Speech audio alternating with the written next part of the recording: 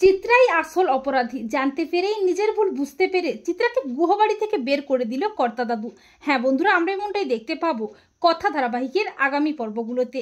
কর্তা দাদু যখন সঞ্চিতার দিকে কলঙ্কের আঙুল তোলে তখন কথা চিত্রাকে টানতে টানতে নিয়ে গিয়ে চিত্রার মুখোশটা খুলে দেয়, চিত্রার আসল রূপ সবাই সামনে আনে। আর চিত্রা নিজেকে বাঁচাতে মিথ্যা নাটক শুরু করে দেয়। তখন কথা বলে, আমি যা বলছি সবটা সত্যি, তার প্রমাণও আমার কাছে আছে। এরপর কথার প্ল্যান মতো ফুলদা আসে। ফুলদাকে দেখে সবাই চমকে যায়। অগ্নি কথাও সবাই জানতে পারে মিস্টার রয় হলো আসলে ফুলদা। ফুলদা এত বছর পর সঞ্চিতাকে দেখে অবাক হয়ে যায়। আর সেফ এভি যে সঞ্চিতার ছেলে জানতে পারে ফুলদা। ফুলদা বলে, সঞ্চিতা আমার বোন, ওর মা আমার ভিক্ষে মা ছিল। সেদিন আমি ওর জন্য স্টল কিনেছিলাম, পিঠে পুলি স্টল দেওয়ার জন্য। ওকে ফোন করেছিলাম কিন্তু ও আর আসেনি। তখন সঞ্চিতা বলে, ফুলদা, স্টল দেওয়ার জন্য বাড়ি থেকে বেরিয়েছিলাম, কিন্তু একটা অ্যাক্সিডেন্টে আমার জীবনটা ছিন্ন বিচ্ছিন্ন হয়ে যায়, তোলপাড় হয়ে যায়। কথা বলল, ফুলদা আর মায়ের পবিত্র ভাই বোনের সম্পর্ককে কলঙ্কিত করেছে মেজমা। চিত্রা নিজেকে বাঁচাতে মিথ্যা নাটক শুরু করে দেয়। কর্তা দাদুর পা ধরে ক্ষমা চায়, কিন্তু চিত্রার আসল রূপ জানতে পেরে কর্তা দাদু চিত্রাকে বলে, মেজ বৌমা, তুমি এই বাড়ি থেকে এক্ষুনি বেরিয়ে যাও, এই বাড়িতে তোমার জায়গা হবে না।